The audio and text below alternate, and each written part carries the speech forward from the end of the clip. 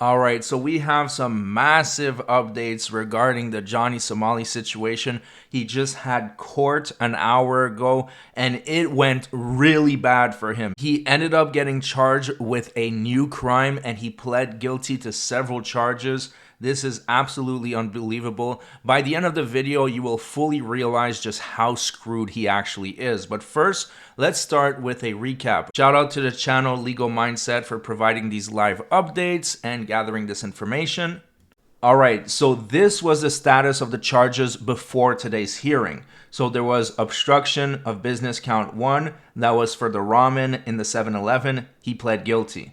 There was the Minor Crimes Act count 1, rotting fish harassment. He pled guilty. There was the Minor Crimes Act count 2, disturbing the bus metro system. He pled guilty. Then there was obstruction count 2. He had no plea yet, and we don't know at that point what it was about. There was the 2 deep fakes with no plea yet. So now I'm going to tell you what happened in court. I took some notes while I was watching the Legal Mindset live stream. So first things first, he was warned that if he would show up extremely late to court, he would be held in contempt. So he was late, but I believe it was just by a couple minutes. So then the judge started describing the crimes that he was charged with, and he asked Johnny Somali to confirm that he did indeed plead guilty to those 3 crimes that he already pled guilty of. And Johnny Somali said yes. So those guilty pleas are now confirmed. Then what's really hilarious is that the lawyer forgot to sign his paperwork yesterday. So he filed something with the court but forgot to sign it. So he got reprimanded for that. No worries on his end. He'll be able to file it. Just he'll have to sign it on the spot, I guess. Now, Somali admitted he was guilty of those 3 crimes. And then Hank was playing a tough guy, trying to intimidate people in the courtroom by looking like a Billy Badass. And then finally, they asked Johnny Somali if there was a change in address. And he said no, they still live at the same address.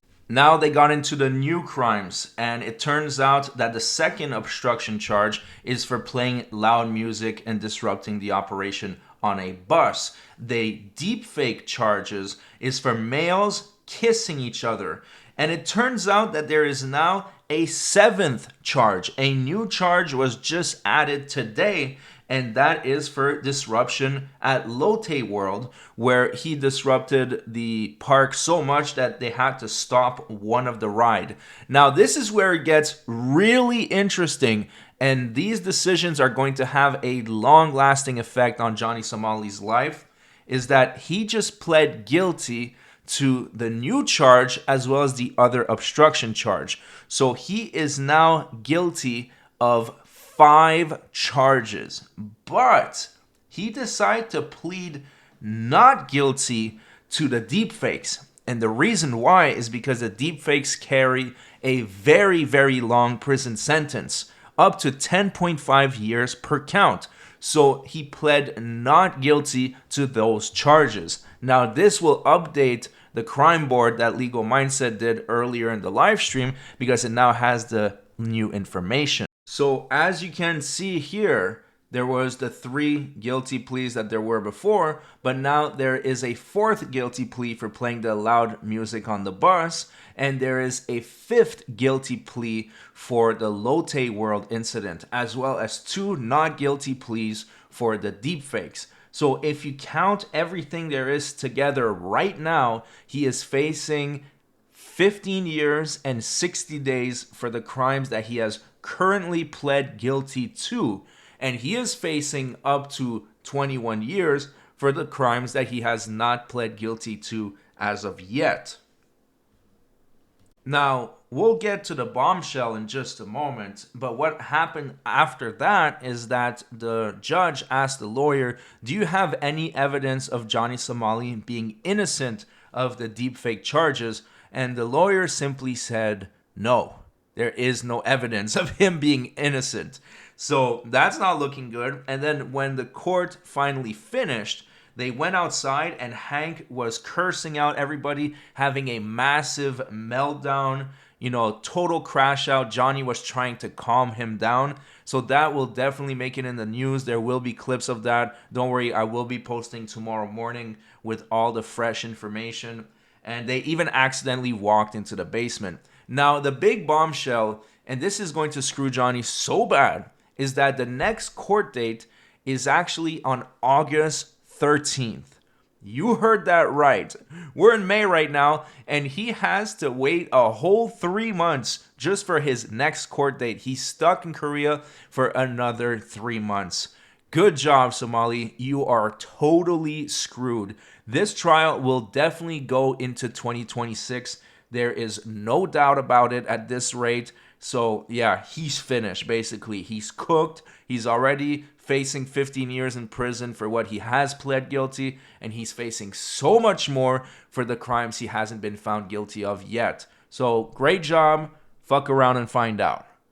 Now, don't go anywhere because I still have a lot more to cover. It turns out that Gino, Johnny Somali's accomplice, got unbanned on Kick, and I do want to talk about that in just a moment. I have some clips. And I just want to mention that Johnny Somali has been rather quiet for the last couple weeks. That's about to change because I'm in his Discord right now and he is losing his mind. So expect him to go live in the next couple hours or days and having total meltdowns. So make sure you're subscribed to the channel because I will be clipping those moments, reacting to it. So make sure you're subscribed right now so that you don't miss those videos. But for now, let's continue and let's talk about Gino. Alright, so for those who don't know, Gino was Johnny Somali's accomplice in Japan and in South Korea. And he managed to leave the country a day before Johnny Somali got travel banned. And he got unbanned just a few days ago on Kick. And now he went live, and although the live stream was extremely boring, I watched most of it for you guys. There are a couple parts that are really interesting, especially when he describes how he narrowly escaped South Korea. Take a look at this. There's no way these Korean found the hotel while I'm still here, bro. I'm like, God, no, please don't let this shit happen to me, bro. So I'm like, please don't let this shit happen to me, bro. So okay, so the owner texting Johnny. Johnny's texting the owner. He's like, bro, don't worry about it. Just tell him you don't know me, you don't know who I am. And thank God the owner of the hotel was so cool, because the owner of the hotel, he was like telling I was calling, basically like, I can't disclose private information about who lives in my, who's staying in my hotel or this and that. So we, I'm thankful that we had a cool ass hotel like owner or Airbnb owner, because if that's not cool like that, and he's like, yeah, that nigga Johnny Somali here, we would have been. Now it's funny because I just remembered how tedious it is to edit Johnny Somali or Gino's live streams because they use the N-word every single sentence. It's even more than a punctuation at this point. In this last sentence, Gino said it 5 or 6 times. Now, it doesn't bother me. I edited it out for YouTube purposes. But Gino, Johnny, you might want to expand your vocabulary just a little bit. Been cooked that night, bro. It was a bit, them Korean niggas running through the motherfucking hotel looking for her ass. So, you know what I'm saying? So that next morning, I hopped straight in a taxi. I went straight to the airport. You know what I'm saying? I had on a mask. I had on a beanie. Couldn't nobody do it. I had on a mask. I had on a beanie. I was not playing that shit. I'm like making it out this bitch. I don't give a So yeah, I got on my flight. I left, and then pretty much after that, the day after I left, that's when the Korean nigga Johnny hotel. And I told that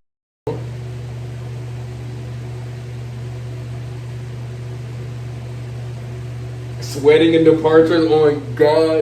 I was sweating in departures. I was hiding it. Kid you not, I was hiding in the bathroom. I was hiding in the airport bathroom for like 30 minutes. They see me while I'm waiting for my departure.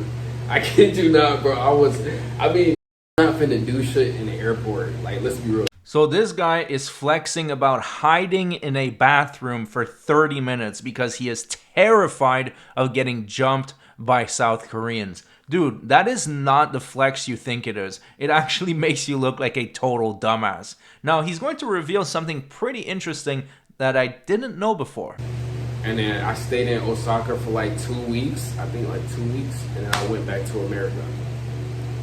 But the day after I left to Japan, Johnny, that's when all the bullshit started happening to Johnny. Like, cause he flew out the day after me, and that's when they went to the airport and they told him, yeah, bro, you can't fly. Like, you know what I'm saying? You got a drug test or whatever going on, and it came back positive or whatever. You can't fly. So that nigga cooked, bro. He was on a no-fly list, and he had to stay there. And that's when all the bullshit. After that happened, y'all pretty much know everything that happened to Johnny because it was all on live. So yeah, that's basically how shit went down. So that is pretty interesting because I had no clue that Johnny Somali tried to escape the country and then was denied when he got to the airport. Maybe you guys already knew this, but I didn't know that piece of information. Now, there is one more segment that is worth mentioning. Gino talks about how he is basically blackballed by the community because of his association with Johnny Somali. With ABZ, that hates Somali, bro. Anybody that hates Somali automatically is not gonna hang out with me. So that's 90% of CX. Literally, bro. I'm literally. I don't think you understand this, Paveris. I'm already blackballed on this app. Like I'm kind of cooked. Yup, well that's what happens when you hang out with scumbags like Johnny Somali, and arguably Gino is just as bad as him. He is extremely creepy towards women, and he engaged in nuisance streaming just as much as Johnny Somali while he was in South Korea. So I'm not surprised that he's blackballed everywhere. Now, I do want to show you this clip. It's coming to us from Johnny Somali on Twitter. Shout out to you, buddy. And basically, it's a clip of Johnny Somali threatening the judge. Now, I don't know if the judge has seen this, but I think he or she should. The judge, the prosecutor, y'all can suck my bitch ass. Yeah. Suck my soft. Causing anxiety by carrying a fish. Tell the judge you can suck my. I'll bring a fish to your mother's house. So as you can see, he is totally unhinged, a total maniac. Now do me a favor, and like I said, subscribe to the channel. I'm going to be very quick to clipping out his crash out and all the news and updates. And I also cover other topics than Johnny Somali, other nuisance streamers, and just plain morons. So make sure to subscribe. We're in this for the long run. Thanks so much for watching, and I'll see you guys on the next one.